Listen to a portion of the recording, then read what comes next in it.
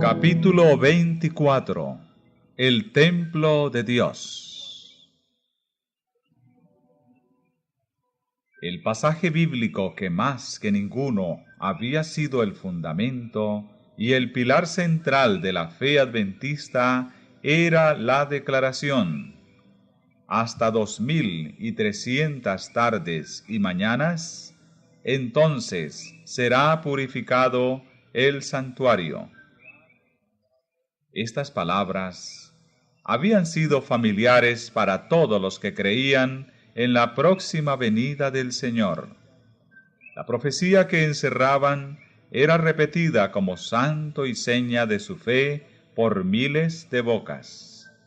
Todos sentían que sus esperanzas más gloriosas y más queridas dependían de los acontecimientos en ella predichos.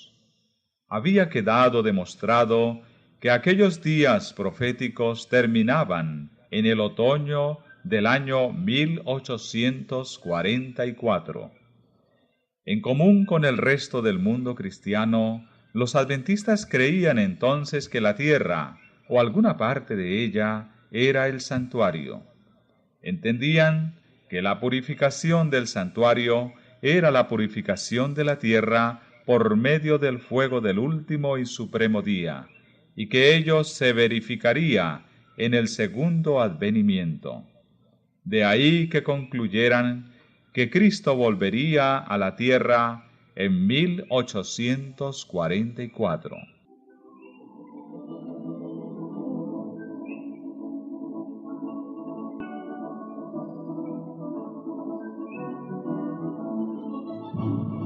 Pero el tiempo señalado había pasado, y el Señor no había aparecido. Los creyentes sabían que la palabra de Dios no podía fallar.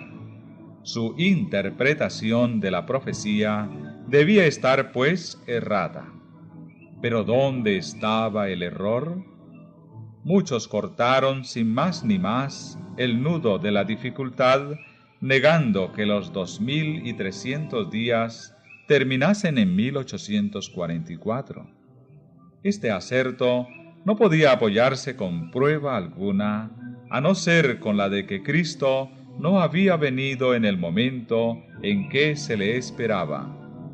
Alegábase que si los días proféticos hubiesen terminado en 1844, Cristo habría vuelto entonces para limpiar el santuario mediante la purificación de la tierra por fuego, y que como no había venido los días, no podían haber terminado.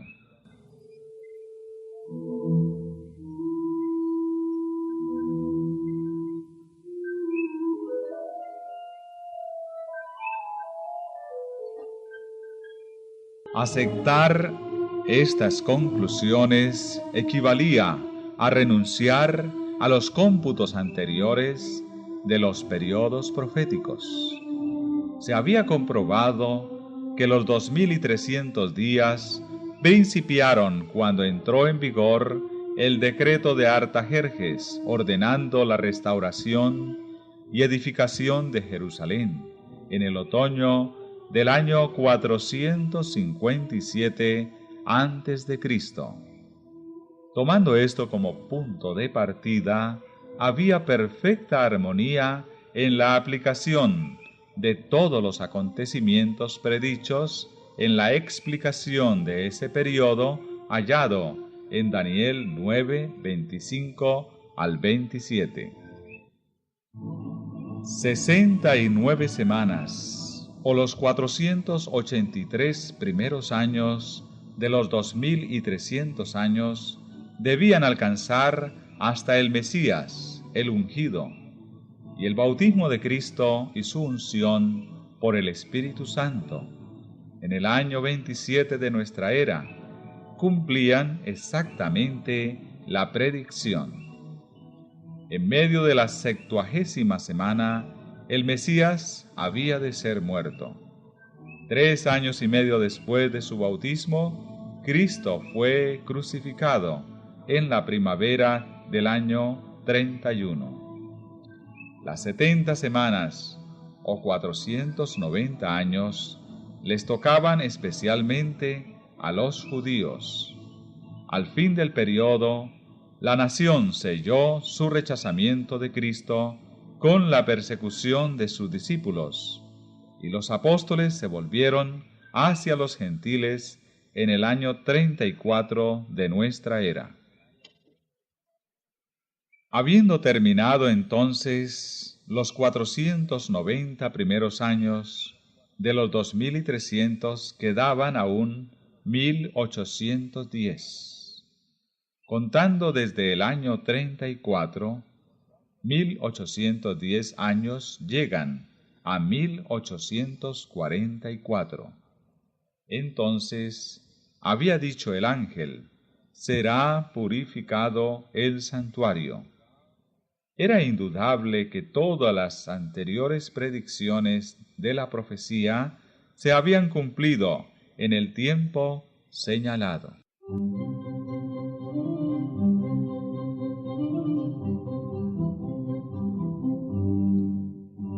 En ese cálculo, todo era claro y armonioso, menos las circunstancias de que en 1844 no se veía acontecimiento alguno que correspondiese a la purificación del santuario. Negar que los días terminaban en esa fecha equivalía a confundir todo el asunto y a abandonar creencias fundadas en el cumplimiento indudable de las profecías.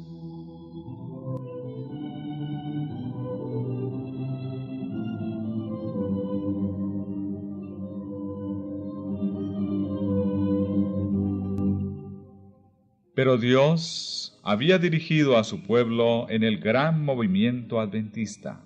Su poder y su gloria habían acompañado la obra, y Él no permitiría que ésta terminase en la oscuridad y en un chasco, para que se la cubriese de oprobio, como si fuese una mera excitación mórbida y producto del fanatismo. No iba a dejar su palabra envuelta en dudas e incertidumbres. Aunque muchos abandonaron sus primeros cálculos de los periodos proféticos y negaron la exactitud del movimiento basado en ellos, otros no estaban dispuestos a negar puntos de fe y de experiencia que estaban sostenidos por las Sagradas Escrituras y por el testimonio del Espíritu de Dios. Creían haber adoptado en sus estudios de las profecías sanos principios de interpretación, y que era su deber atenerse firmemente a las verdades ya adquiridas, y seguir en el mismo camino de la investigación bíblica. Orando con fervor, volvieron a considerar su situación y estudiaron las Santas Escrituras para descubrir su error.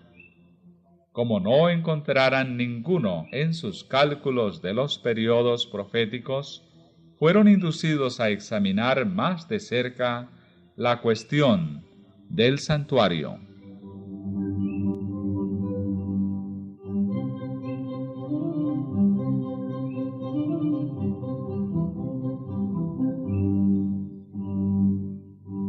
En sus investigaciones vieron que en las Santas Escrituras no hay prueba alguna en apoyo de la creencia general de que la tierra es el santuario, pero encontraron en la Biblia una explicación completa de la cuestión del santuario, su naturaleza, su situación y sus servicios, pues el testimonio de los escritores sagrados era tan claro y tan amplio que despejaba este asunto de toda duda.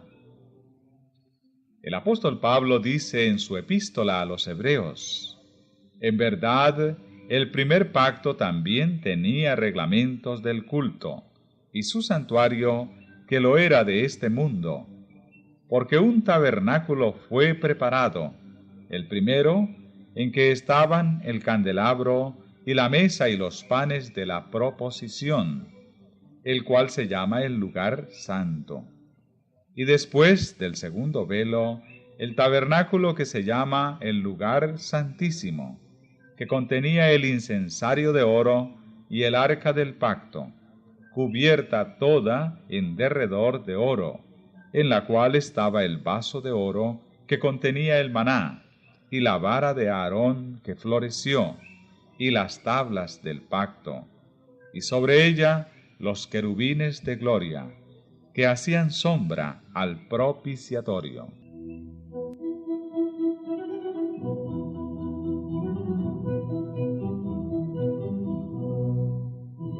El santuario al cual se refiere aquí San Pablo era el tabernáculo construido por Moisés a la orden de Dios como morada terrenal del Altísimo. Me harán un santuario para que yo habite en medio de ellos. Había sido la orden dada a Moisés mientras estaba en el monte con Dios. Los israelitas estaban peregrinando por el desierto, y el tabernáculo se preparó de modo que pudiese ser llevado de un lugar a otro. No obstante, era una construcción de gran magnificencia. Sus paredes consistían en tablones ricamente revestidos de oro y asegurados en basas de plata, mientras que el techo se componía de una serie de cortinas o cubiertas, las de afuera de pieles y las interiores de lino fino, magníficamente recamado con figuras de querubines. A más del atrio exterior, donde se encontraba el altar del holocausto, el tabernáculo propiamente dicho consistía en dos departamentos llamados el lugar santo y el lugar santísimo, separados por rica y magnífica cortina o velo. Otro velo semejante cerraba la entrada que conducía al primer departamento.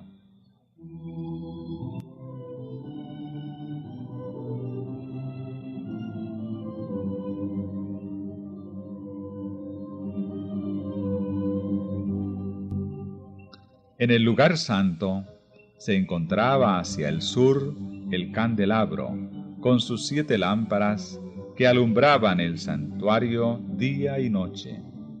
Hacia el norte estaba la mesa de los panes de la proposición, y ante el velo que separaba el lugar santo del Santísimo estaba el altar de oro para el incienso, del cual ascendía diariamente a Dios una nube de sahumerio junto con las oraciones de Israel.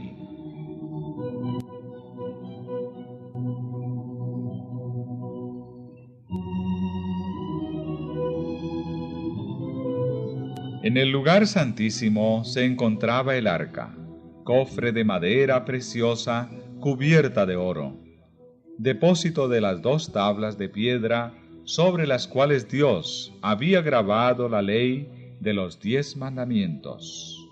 Sobre el arca, a guisa de cubierta del sagrado cofre, estaba el propiciatorio, verdadera maravilla artística, coronada por 2 querubines, uno en cada extremo y todo de oro macizo. En este departamento era donde se manifestaba la presencia divina en la nube de gloria entre los querubines.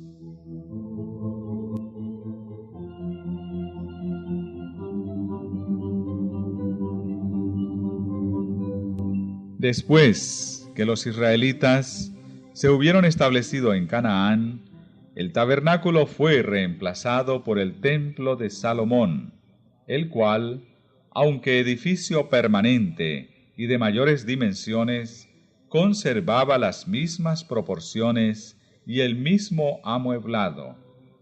El santuario subsistió así, menos durante el plazo en que permaneció en ruinas en tiempos de Daniel, hasta su destrucción por los romanos en el año 70 de nuestra era.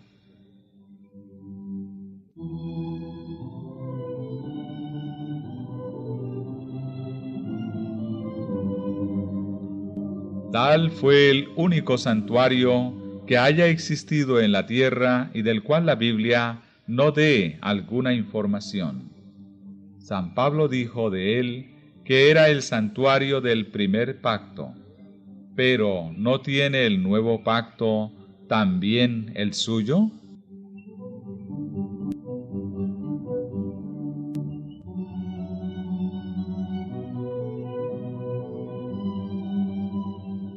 Volviendo al libro de los Hebreos, los que buscaban la verdad encontraron que existía un segundo santuario, o sea, del nuevo pacto, al cual se alude en las palabras ya citadas del apóstol Pablo.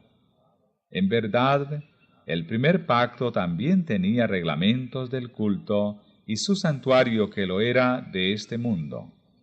El uso de la palabra también implica que San Pablo ha hecho antes mención de este santuario. Volviendo al principio del capítulo anterior, se lee: Lo principal, pues, entre las cosas que decimos es esto: tenemos un tal sumo sacerdote que se ha sentado a la diestra del trono de la majestad en los cielos, ministro del santuario y del verdadero tabernáculo que plantó el Señor y no el hombre.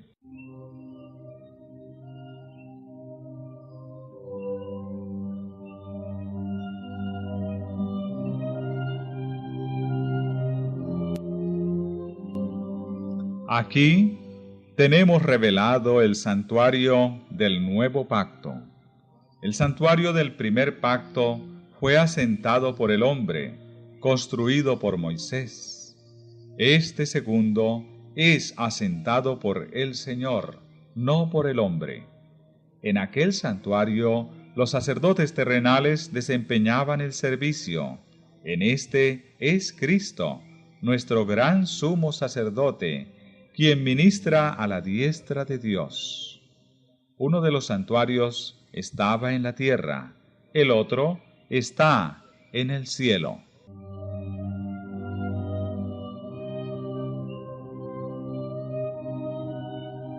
Además, el tabernáculo construido por Moisés fue hecho según un modelo. El Señor le ordenó: conforme a todo lo que yo te mostrare, el diseño del tabernáculo y el diseño de todos sus vasos, así lo haréis. Y le mandó además: mira y hazlos conforme a su modelo, que te ha sido mostrado en el monte. Y San Pablo dice que el primer tabernáculo era una parábola para aquel tiempo entonces presente, conforme a la cual se ofrecían dones y sacrificios, que sus santos lugares eran representaciones de las cosas celestiales, que los sacerdotes que presentaban las ofrendas según la ley ministraban lo que era la mera representación y sombra de las cosas celestiales, y que no entró Cristo en un lugar santo hecho de mano, que es una mera representación del verdadero, sino en el cielo mismo, para presentarse ahora delante de Dios por nosotros.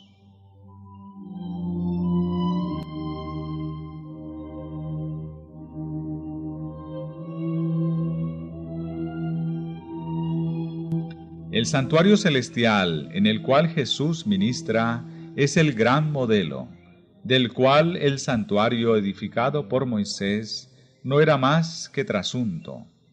Dios puso su espíritu sobre los que construyeron el santuario terrenal. La pericia artística desplegada en su construcción fue una manifestación de la sabiduría divina.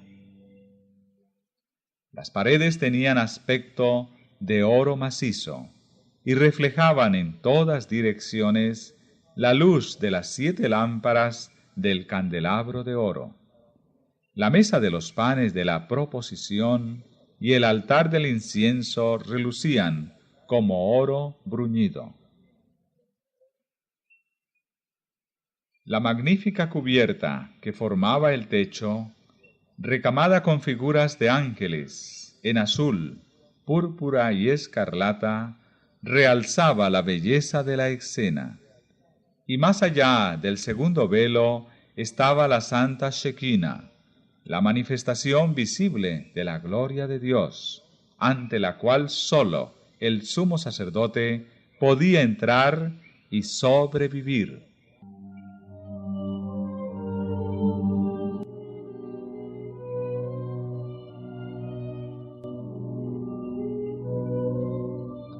El esplendor incomparable del tabernáculo terrenal reflejaba a la vista humana la gloria de aquel templo celestial donde Cristo nuestro precursor ministra por nosotros ante el trono de Dios. La morada del Rey de Reyes, donde miles y miles ministran delante de Él y millones de millones están en su presencia, ese templo lleno de la gloria del trono eterno, donde los serafines, sus flamantes guardianes, cubren sus rostros en adoración, no podía encontrar en la más grandiosa construcción que jamás edificaran manos humanas más que un pálido reflejo de su inmensidad y de su gloria. Con todo, el santuario terrenal y sus servicios revelaban importantes verdades relativas al santuario celestial y a la gran obra que se llevaba allí a cabo para la redención del hombre.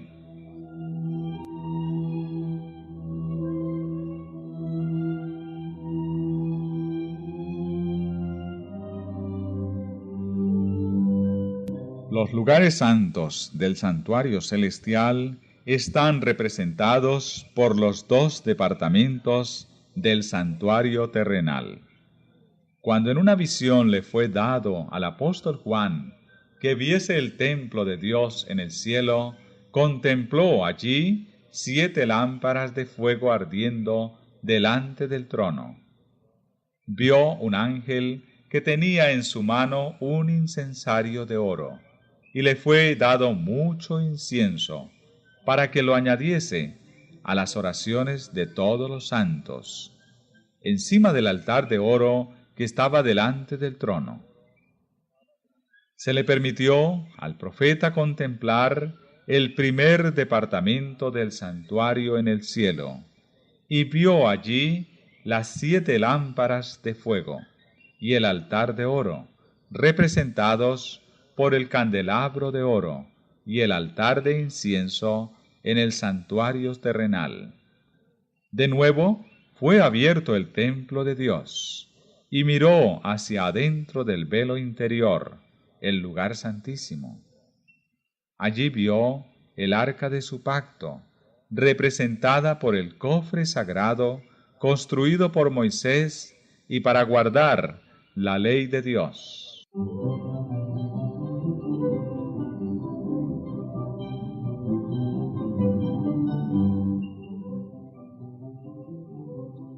Así fue como los que estaban estudiando ese asunto encontraron pruebas irrefutables de la existencia de un santuario en el cielo. Moisés hizo el santuario terrenal según un modelo que le fue enseñado. San Pablo declara que ese modelo era el verdadero santuario que está en el cielo, y San Juan afirma que lo vio en el cielo.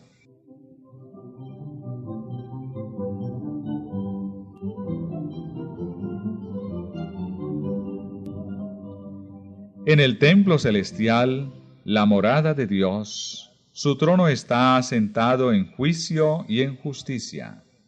En el lugar santísimo está su ley, la gran regla de justicia por la cual es probada toda la humanidad.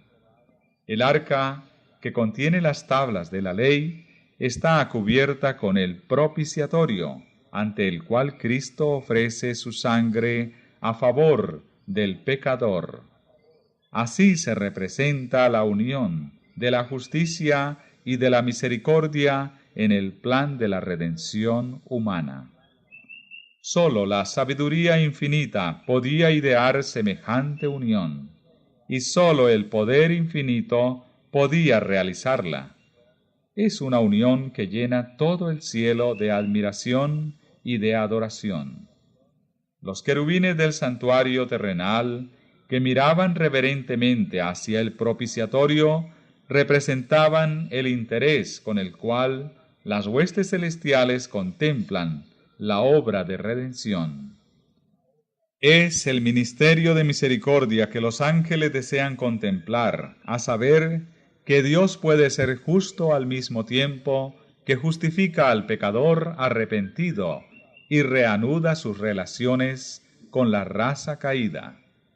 Que Cristo pudo humillarse para sacar a innumerables multitudes del abismo de la perdición y revestirlas con las vestiduras inmaculadas de su propia justicia, a fin de unirlas con ángeles que no cayeron jamás y permitirles vivir para siempre en la presencia de Dios.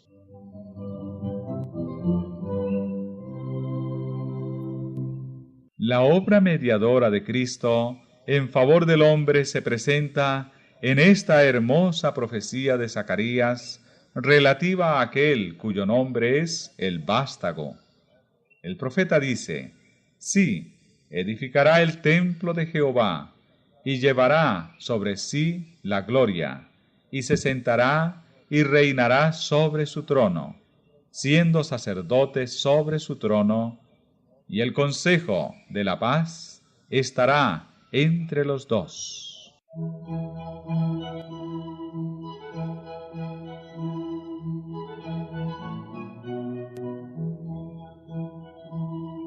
Sí, edificará el templo de Jehová.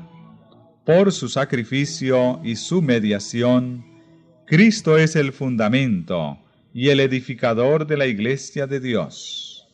El apóstol Pablo le señala como la piedra principal del ángulo, en la cual todo el edificio, bien trabado consigo mismo, va creciendo para ser un templo santo en el Señor, en quien, dice, vosotros también sois edificados juntamente para ser morada de Dios, en virtud del Espíritu.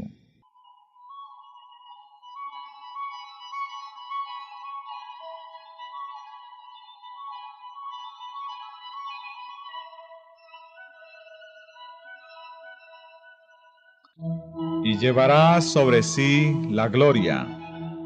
Es a Cristo a quien pertenece la gloria de la redención de la raza caída. Por toda la eternidad, el canto de los redimidos será a aquel que nos ama y nos ha lavado de nuestros pecados en su misma sangre. A Él sea la gloria y el dominio por los siglos de los siglos.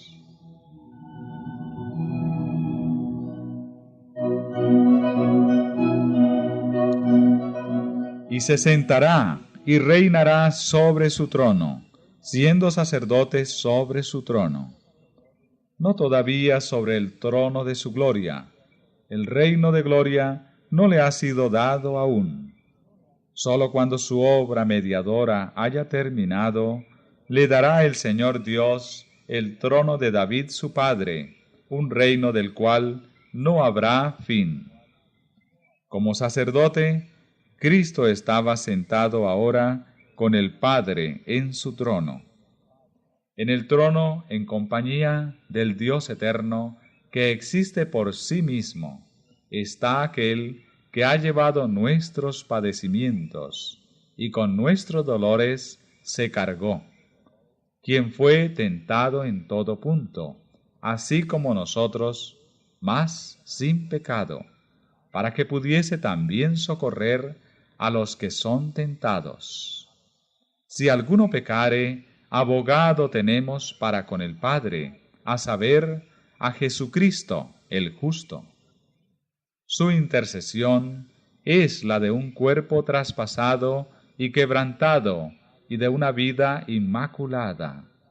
Las manos heridas, el costado abierto, los pies desgarrados, abogan en favor del hombre caído, cuya redención fue comprada a tan infinito precio.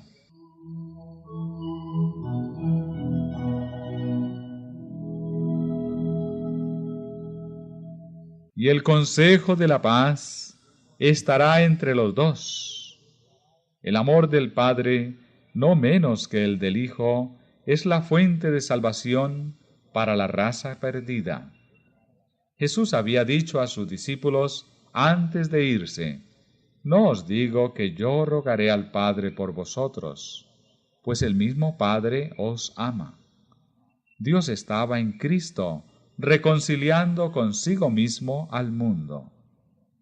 Y en el ministerio del santuario celestial, el consejo de la paz estará entre los dos. De tal manera amó Dios al mundo, que dio a su Hijo unigénito, para que todo aquel que en él crea no perezca, sino que tenga vida eterna.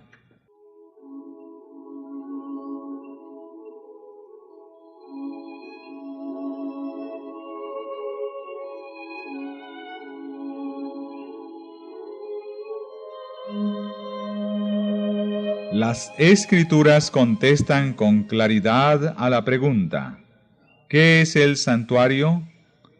La palabra santuario, tal cual la usa la Biblia, se refiere, en primer lugar, al tabernáculo que construyó Moisés, como figura o imagen de las cosas celestiales, y, en segundo lugar, al verdadero tabernáculo en el cielo, hacia el cual señalaba el santuario terrenal.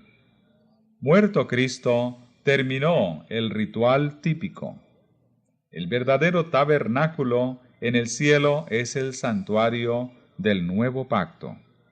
Y como la profecía de Daniel 8:14 se cumple en esta dispensación, el santuario al cual se refiere debe ser el santuario del nuevo pacto.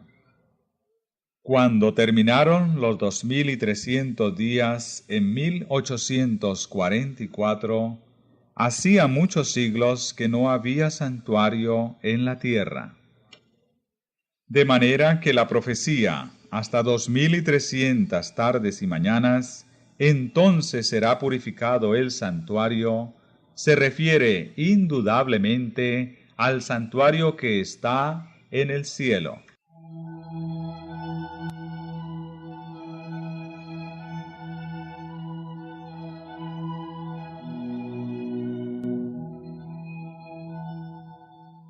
Pero queda aún la pregunta más importante por contestar: ¿qué es la purificación del santuario? En el Antiguo Testamento se hace mención de un servicio tal con referencia al santuario terrenal. ¿Pero puede haber algo que purificar en el cielo? En el 9º capítulo de la Epístola a los Hebreos se menciona claramente la purificación de ambos santuarios, el terrenal y el celestial. Según la ley, casi todas las cosas son purificadas con sangre, y sin derramamiento de sangre no hay remisión. Fue pues necesario que las representaciones de las cosas celestiales fuesen purificadas con estos sacrificios, pero las mismas cosas celestiales con mejores sacrificios que estos, a saber, la preciosa sangre de Cristo.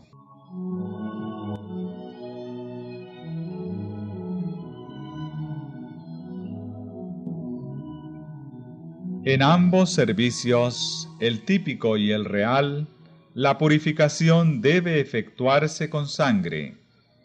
En aquel, con sangre de animales; en este, con la sangre de Cristo. San Pablo dice que la razón por la cual esta purificación debe hacerse con sangre es porque sin derramamiento de sangre no hay remisión. La remisión, o sea, el acto de quitar los pecados, es la obra que debe realizarse. Pero ¿cómo podía relacionarse el pecado con el santuario del cielo o con el de la tierra? Puede saberse esto estudiando el servicio simbólico, pues los sacerdotes que oficiaban en la tierra ministraban lo que es la mera representación y sombra de las cosas celestiales.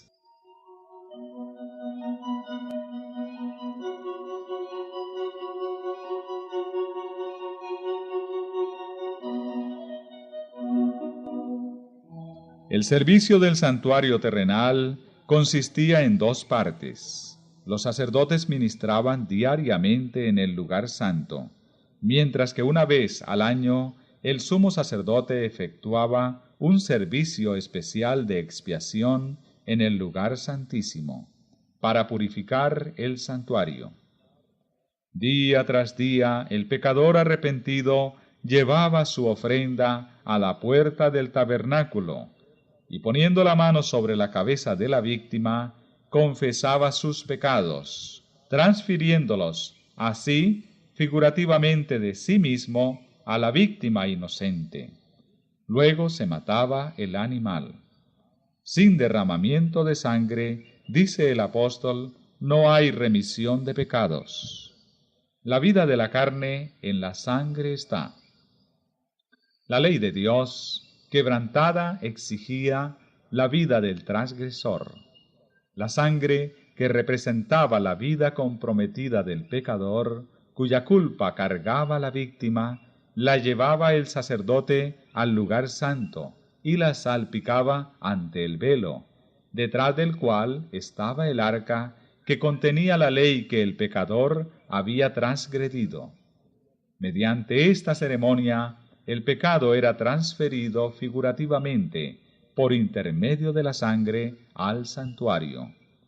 En ciertos casos, la sangre no era llevada al lugar santo, pero el sacerdote debía entonces comer la carne, como Moisés lo había mandado a los hijos de Aarón, diciendo: «Dióla él a vosotros para llevar la iniquidad de la congregación». Ambas ceremonias simbolizaban por igual la transferencia del pecado del penitente al santuario.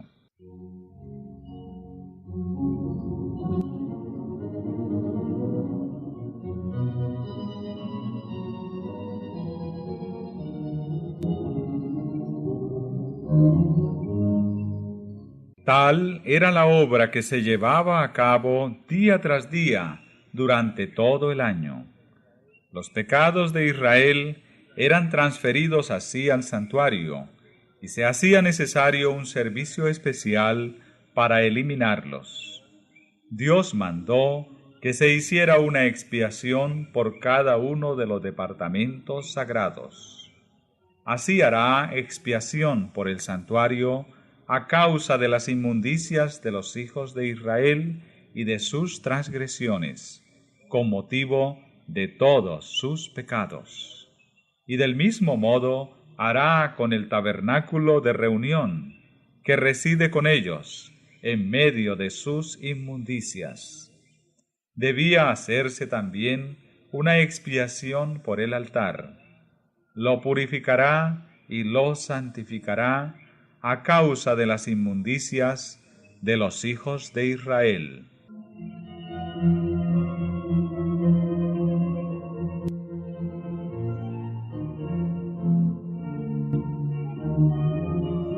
Una vez al año, en el gran día de las expiaciones, el sacerdote entraba en el lugar santísimo para purificar el santuario. El servicio que se realizaba allí completaba la serie anual de los servicios. En el día de las expiaciones se llevaban 2 machos cabríos a la entrada del tabernáculo y se echaban suertes sobre ellos, la una suerte para Jehová y la otra para Azazel. El macho cabrío sobre el cual caía la suerte para Jehová debía ser inmolado como ofrenda por el pecado del pueblo. y el sacerdote debía llevar velo adentro la sangre de aquél y rociarla sobre el propiciatorio y delante de él. También había que rociar con ella el altar del incienso, que se encontraba delante del velo.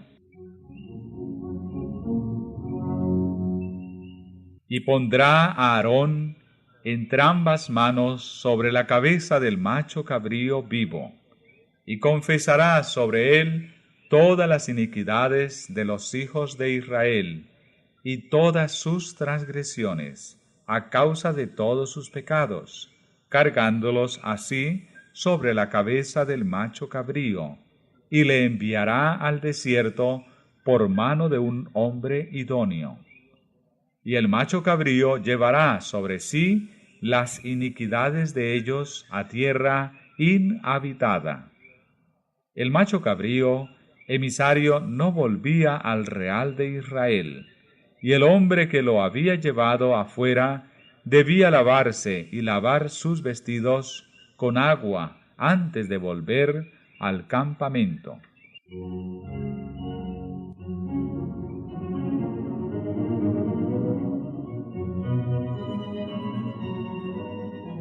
Toda la ceremonia estaba destinada a inculcar a los israelitas una idea de la santidad de Dios y de su odio al pecado, y además hacerles ver que no podían ponerse en contacto con el pecado sin contaminarse.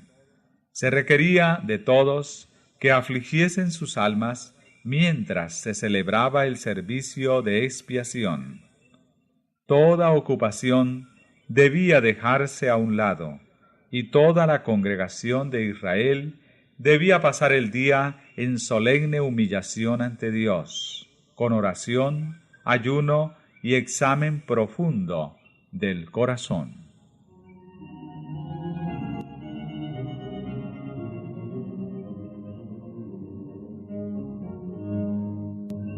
El servicio típico enseña importantes verdades respecto a la expiación.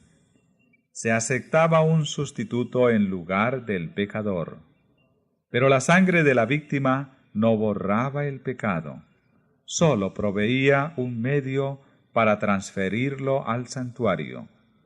Con la ofrenda de sangre, el pecador reconocía la autoridad de la ley, confesaba su culpa y expresaba su deseo de ser perdonado mediante la fe en un Redentor por venir. Pero no estaba aún enteramente libre de la condenación de la ley.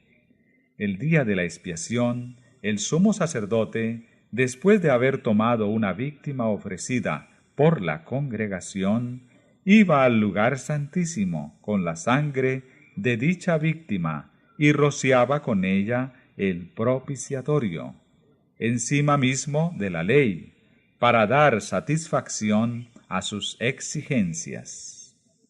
Luego, en calidad de mediador, tomaba los pecados sobre sí y los llevaba fuera del santuario.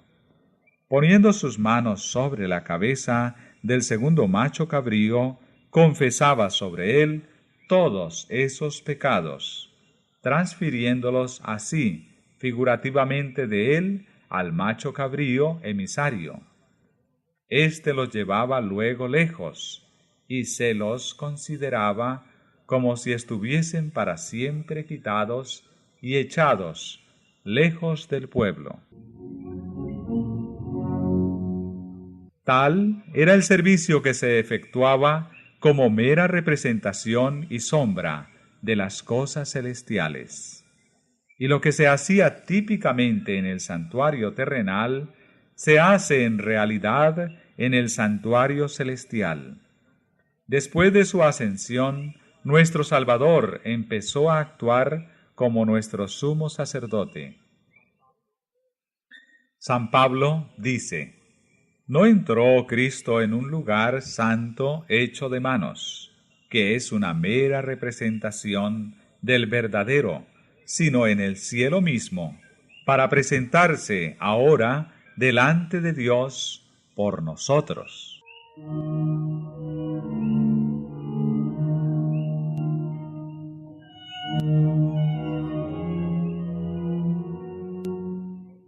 El servicio del sacerdote durante el año en el primer departamento del santuario, adentro del velo, que formaba la entrada y separaba el lugar santo del atrio exterior, representa la obra y el servicio a que dio principio Cristo al ascender al cielo. La obra del sacerdote en el servicio diario consistía en presentar ante Dios la sangre del holocausto, como también el incienso que subía con las oraciones de Israel. Así es como Cristo ofrece su sangre ante el Padre en beneficio de los pecadores, y así es como presenta ante Él, además, junto con el precioso perfume de su propia justicia, las oraciones de los creyentes arrepentidos. Tal era la obra desempeñada en el primer departamento del santuario en el cielo.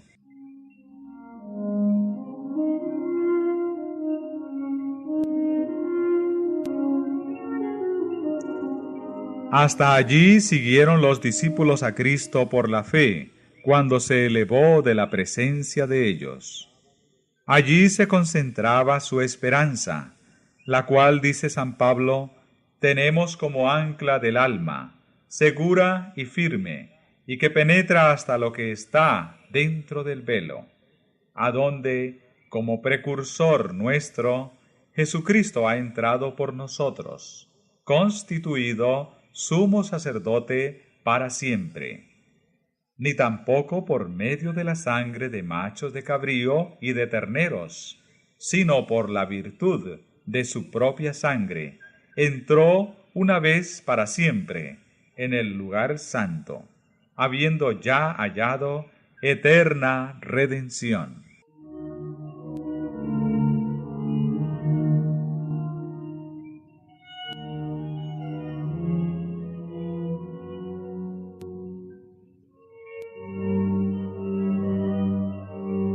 Este ministerio siguió efectuándose durante 18 siglos en el primer departamento del santuario. La sangre de Cristo, ofrecida en beneficio de los creyentes arrepentidos, les aseguraba perdón y aceptación cerca del Padre. Pero no obstante, sus pecados permanecían inscritos en los libros de registro. Como en el servicio típico había una obra de expiación al fin del año, así también, antes de que la obra de Cristo para la redención de los hombres se complete, queda por hacer una obra de expiación para quitar el pecado del santuario. Este es el servicio que empezó cuando terminaron los 2300 días. Entonces, así como lo había anunciado Daniel el profeta, nuestro sumo sacerdote entró en el lugar santísimo para cumplir la última parte de su solemne obra, la purificación del santuario.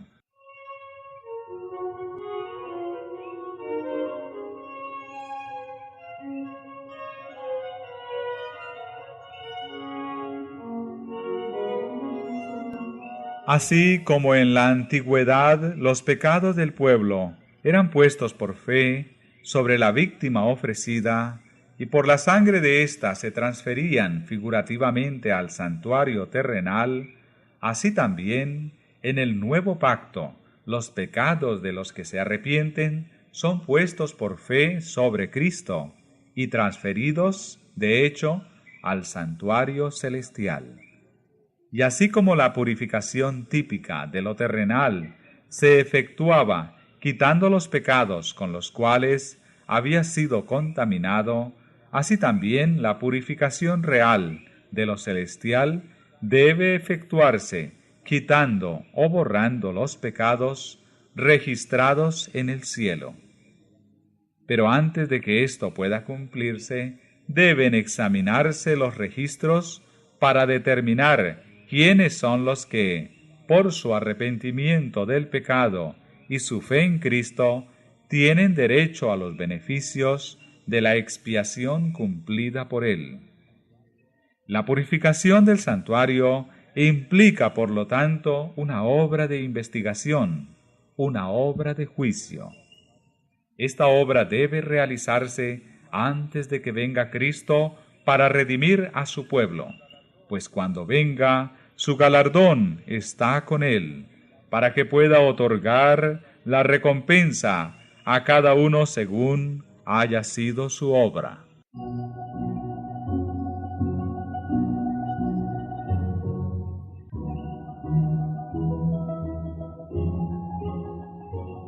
Así que los que andaban en la luz de la palabra profética vieron que en lugar de venir a la tierra al fin de los 2300 días, en 1844, Cristo entró entonces en el lugar santísimo del santuario celestial para cumplir la obra final de la expiación preparatoria para su venida.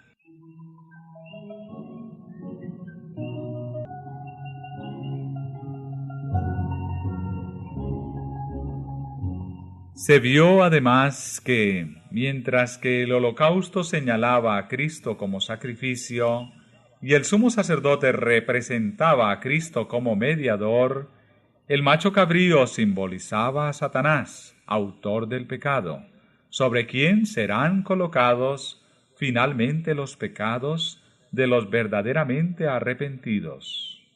Cuando el sumo sacerdote, en virtud de la sangre del holocausto, quitaba los pecados del santuario, los ponía sobre la cabeza del macho cabrío para Azazel. Cuando Cristo, en virtud de su propia sangre, quite del santuario celestial los pecados de su pueblo, al fin de su ministerio, los pondrá sobre Satanás, el cual, en la consumación del juicio, debe cargar con la pena final. El macho cabrío era enviado lejos a un lugar desierto, para no volver jamás a la congregación de Israel. Así también Satanás será desterrado para siempre de la presencia de Dios y de su pueblo, y será aniquilado en la destrucción final del pecado y de los pecadores.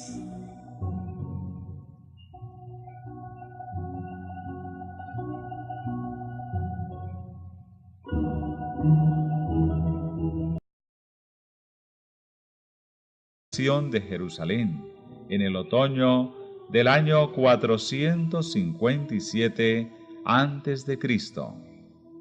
Tomando esto como punto de partida, había perfecta armonía en la aplicación de todos los acontecimientos predichos en la explicación de ese periodo hallado en Daniel 9, 25 al 27. 69 semanas, o los 483 primeros años de los 2300 años, debían alcanzar hasta el Mesías, el ungido, y el bautismo de Cristo y su unción por el Espíritu Santo, en el año 27 de nuestra era, cumplían exactamente la predicción. En medio de la 70ª semana, el Mesías había de ser muerto. 3 años y medio después de su bautismo, Cristo fue crucificado en la primavera del año 31. Las 70 semanas, o 490 años, les tocaban especialmente a los judíos. Al fin del periodo, la nación selló su rechazamiento de Cristo con la persecución de sus discípulos, y los apóstoles se volvieron hacia los gentiles en el año 34 de nuestra era.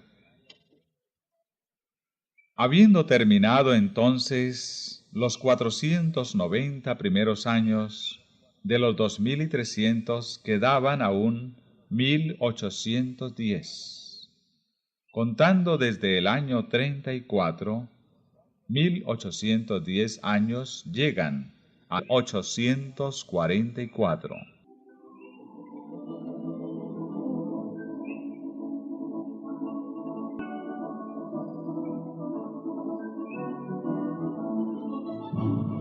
Pero el tiempo señalado había pasado, y el Señor no había aparecido.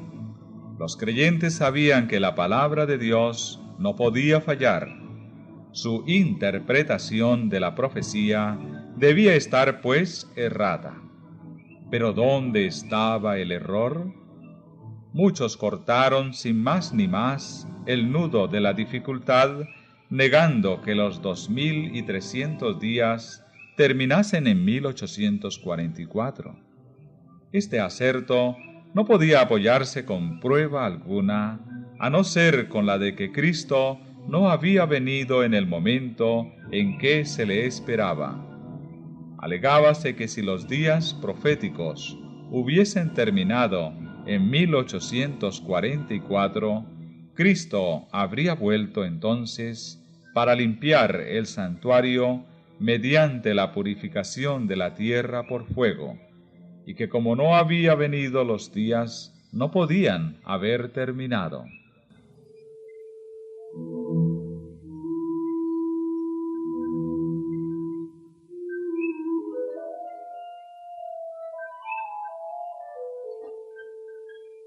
Aceptar estas conclusiones equivalía a renunciar a los cómputos anteriores de los periodos proféticos.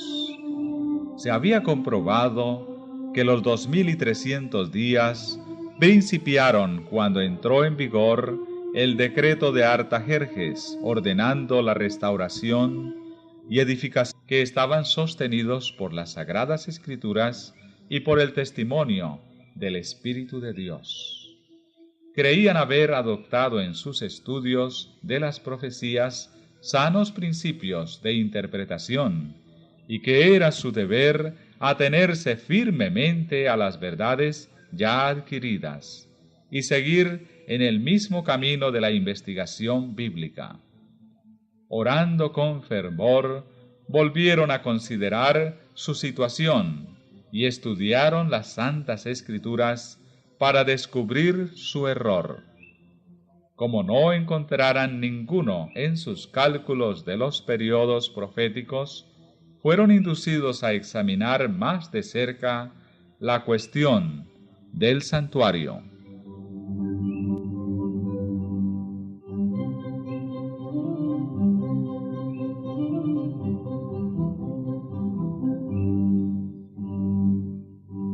En sus investigaciones vieron que en las Santas Escrituras no hay prueba alguna en apoyo de la creencia general de que la tierra es el santuario, pero encontraron en la Biblia una explicación completa de la cuestión del santuario, su naturaleza, su situación y sus servicios, pues el testimonio de los escritores sagrados era tan claro y tan amplio que despejaba este asunto de toda duda. El apóstol Pablo dice en su epístola a los Hebreos: en verdad, el primer pacto también tenía reglamentos del culto, y su santuario que lo era de este mundo, porque un tabernáculo fue preparado, el primero, en que estaban el candelabro,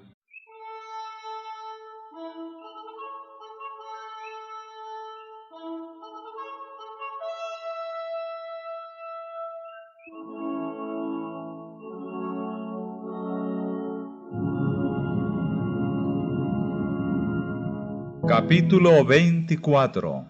El templo de Dios.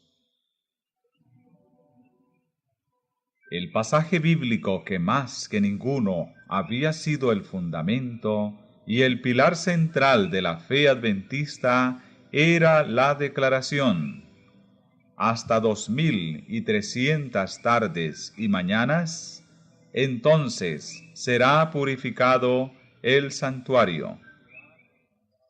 Estas palabras habían sido familiares para todos los que creían en la próxima venida del Señor.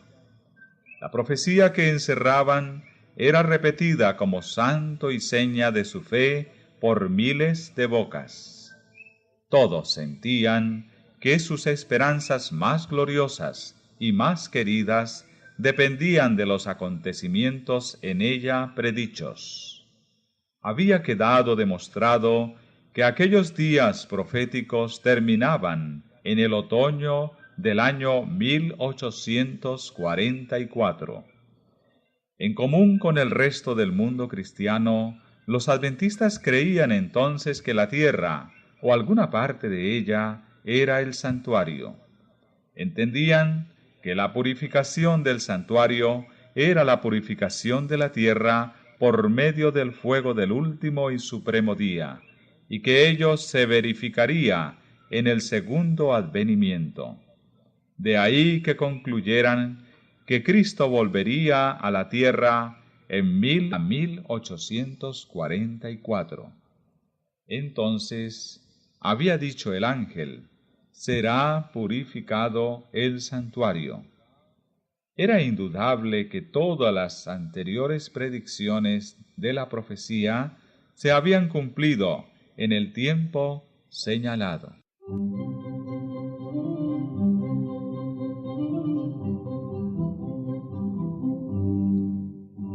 En ese cálculo, todo era claro y armonioso, menos las circunstancias de que en 1844 no se veía acontecimiento alguno que correspondiese a la purificación del santuario. Negar que los días terminaban en esa fecha equivalía a confundir todo el asunto y a abandonar creencias fundadas en el cumplimiento indudable de las profecías.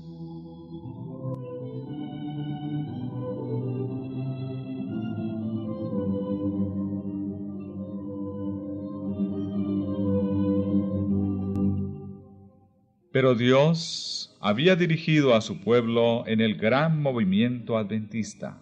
Su poder y su gloria habían acompañado la obra, y Él no permitiría que ésta terminase en la oscuridad y en un chasco, para que se la cubriese de oprobio, como si fuese una mera excitación mórbida y producto del fanatismo. No iba a dejar su palabra envuelta en dudas e incertidumbres. Aunque muchos abandonaron sus primeros cálculos de los periodos proféticos y negaron la exactitud del movimiento basado en ellos, otros no estaban dispuestos a negar puntos de fe y de experiencia